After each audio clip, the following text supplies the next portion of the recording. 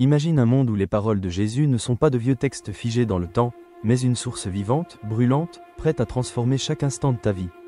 Ce monde existe, et ce monde, c'est le tien. Jésus n'est pas seulement une figure religieuse. Il est une vibration, une présence, un guide intemporel. Ses paroles, simples et pourtant infiniment profondes, continuent de traverser les siècles, non pas pour être admirées, mais pour être vécues. Aujourd'hui, je vais t'emmener dans un voyage de conscience. Un voyage où nous allons relire ces enseignements, non pas comme des histoires anciennes, mais comme des clés pour comprendre nos propres défis. L'amour, la peur, le pardon, le doute, la foi, la liberté. Prends un instant pour respirer profondément. Mets de côté tes préoccupations. Écoute ces paroles comme si elles t'étaient adressées directement. Parce que c'est exactement le cas. 1. L'amour inconditionnel, la première clé, aime ton prochain comme toi-même. Tout commence ici. Mais comment aimer son prochain quand on ne s'aime pas soi-même ? Dans notre monde, beaucoup cherchent l'amour à travers les réseaux sociaux, les likes, la validation extérieure. Mais Jésus nous ramène à l'essentiel. Tu ne peux aimer vraiment que si tu commences par reconnaître la valeur sacrée en toi. Alors, pose-toi cette question. Est-ce que tu t'accordes le même regard de tendresse que celui que tu offres aux autres ? Parce que l'amour, dans la vision de Jésus, n'est pas une émotion passagère. C'est une vibration, un état d'être, une force créatrice qui peut transformer ta réalité. Imagine si chaque critique que tu te faisais, tu la transformais en bénédiction. Imagine si chaque jugement sur toi-même devenait un acte de compassion. C'est là que l'enseignement prend vie. 2. La foi qui déplace les montagnes. Jésus a dit, « Si vous aviez de la foi comme un grain de moutarde, vous diriez à cette montagne, transporte-toi, et elle se transporterait. » La foi n'est pas une croyance aveugle. C'est une certitude intérieure. C'est ce feu qui dit, « Même si je ne vois pas encore, je sais que c'est déjà accompli. » Dans ta vie, cette montagne peut être un problème de santé, une relation toxique, une difficulté financière, ou même une peur ancienne.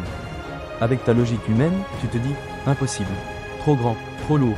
Mais la foi, c'est choisir d'écouter une autre voix, la voix du cœur, la voix de Dieu en toi. Alors, quelle est ta montagne aujourd'hui ?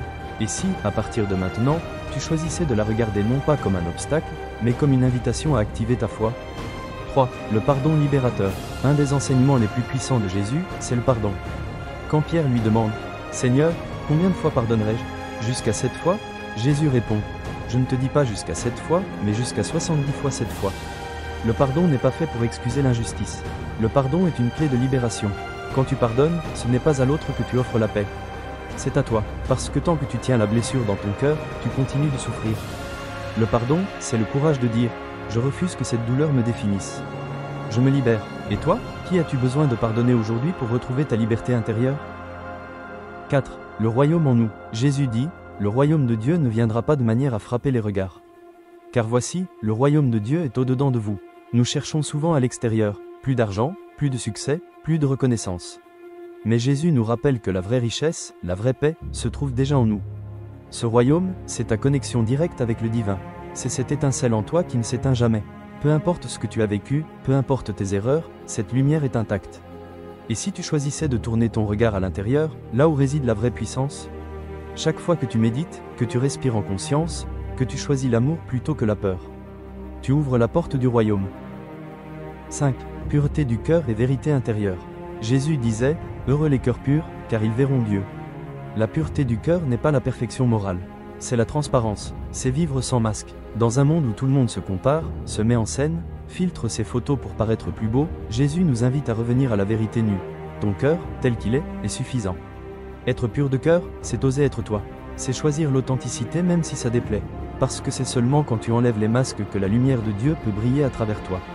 6. Renaissance et résurrection. La crucifixion et la résurrection ne sont pas qu'un événement du passé.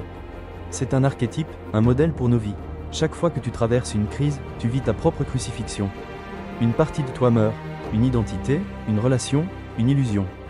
Et chaque fois que tu choisis de renaître plus fort, plus aligné, tu vis ta propre résurrection. La bonne nouvelle, c'est que rien de ce que tu perds n'est réellement une perte. C'est une transformation. Ta douleur peut devenir puissance. Ton échec peut devenir un tremplin. Ta tombe peut devenir ton berceau. 7. Vivre les enseignements de Jésus aujourd'hui. Alors, que faire de tout ça ? Tu as entendu les paroles. Mais la question est, que vas-tu en faire ? Tu peux choisir de les garder comme de belles histoires. Ou tu peux choisir de les incarner. De les laisser transformer tes pensées, tes choix, tes relations. Aujourd'hui, choisis l'amour. Choisis la foi. Choisis le pardon. Choisis de chercher le royaume en toi. Parce que ces paroles n'étaient pas destinées seulement aux disciples d'il y a 2000 ans. Elles sont destinées à toi, ici, maintenant. Et si, à partir de cet instant, tu décidais de marcher non pas à côté des paroles de Jésus, mais en elles? Abonne-toi et commente si ce message vibre en toi.